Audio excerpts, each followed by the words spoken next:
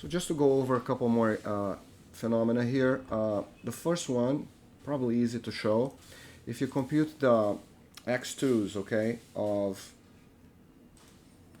a fan of triangles using a point P and the sides of a regular polygon, in this case here n equals 9, just to show the phenomenon. So for example, I'm taking this triangle here, I'm computing its x2, its barycenter, and I'm just marking it here. It turns out that they're always going to be concyclic for whatever n and whatever p, right? So that's an interesting, perhaps more elementary phenomenon on its own. I can place p anywhere, and 9 x2s, the 9 barycenters, they fall on a circle. Okay, if I rotate p around the center, okay, I get a rotating circle here. So that's pretty cool. This looks linear. Still, I would say this is the first step. Just to recap what we just saw, when I'm, instead of computing the barycenters, I'm computing circumcenters. The end points are going to fall on a conic with one focus on O, and P is on the major axis. It's funny, like you might say, okay, let's compute the orthocenters, so x4s, okay? You quickly notice that they don't fall on a conic. So now I have 9 points, they don't fall on a conic. Now you could ask yourself, okay, what if my n equals 5? Okay, now they necessarily must fall on a conic, correct? So I could study this conic, but you know, the purpose of this video is to see if these phenomena extend to n greater than 5. So if I go to n equals 6, I already see here that there's, you know, one of my 6 orthocenters, this red guy here, is not falling on the conic that passes through the first 5. Okay, so let's go back here perhaps to n equals 7, okay? Go back to the circumcenter case and to the barycenter case. We see that these phenomena are preserved. N equals 8, n equals 9, n equals 10, okay? N equals 11, so I'm getting circles, okay? For whatever position of P I choose, okay? And the same thing for the the circumcenter, I'm getting conics. For n equals 11, if I bring x3, if I bring P closer to the center, the conic becomes an ellipse. At some point it transitions. It actually, let's go back here to n equals 7, say. It transitions, this conic transitions to a parabola, or degenerates to a parabola, as we saw before, when P is on the in circle of my regular polygon. So now I get a family of parabolas, and if I'm past the in circle, I start getting hyperbola. Okay, so I saw that in the previous videos. The novelty here is n equals 2, then I get the circle, and we should try to study where the center of the circle lies in terms of P and O. It doesn't look like it's the midpoint, but I want to bring you guys the new result here. As I was going through, you know, list of triangle centers and noticing that none of them produce, for example, the side median point n equals 6.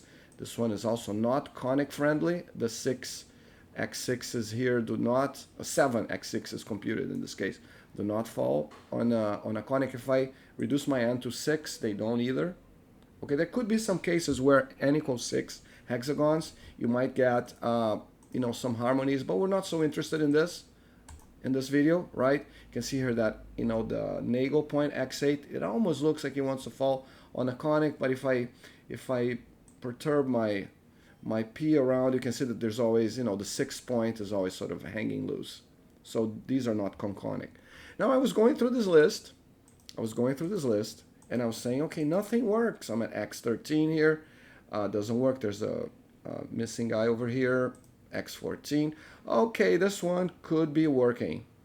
Okay, so I take my word. No, it's not. You see, there's a missing guy over here. So it almost, because I'm only using the first 5 points here to compute my conic. So let's go to n equals 7. You can see that there's a guy that is off that 5-point conic, and there's a second one here that's off that 5-point conic. So now I'm going through this list, nothing's happening, nothing cool is happening, and I was going up, and then I hit x99. But let's start with x98. Okay, x98 is, gotta go look up what this means on Clark Kimberling's Encyclopedia of Triangle Centers. But there was one point I did remember, which was x99. And x99 is the Steiner point. Okay, now with the Steiner point, you get a beautiful property. The points become concyclic on a green circle again. And the circle is tangent to the circle that P passes through, centered on O. Okay, so it doesn't matter where my P is. I can place P inside. I'm still, whatever the concyclicity of these, this case 7 points, let's go to n equals 8.